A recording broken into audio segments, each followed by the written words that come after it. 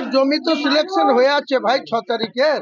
এই অ্যাডিশনাল আমাকে পোজ করেছিল, তাই আমি আজকে দেখতে এসেছিলাম। এটা আমার পছন্দ না, লোকেশন এত লোকালয়ে এসব প্রজেক্ট হয় না, তার কাছে এটা প্রশ্নই না।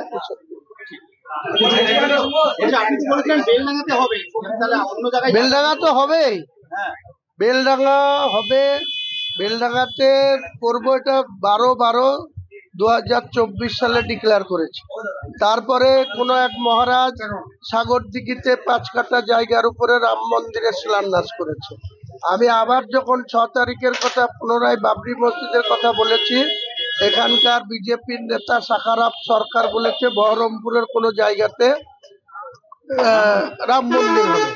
ও নিজের জায়গা না খরিদ করে 1 নম্বর খতিয়ানের জায়গায় ঝোড় কাটতে শুরু করেছে।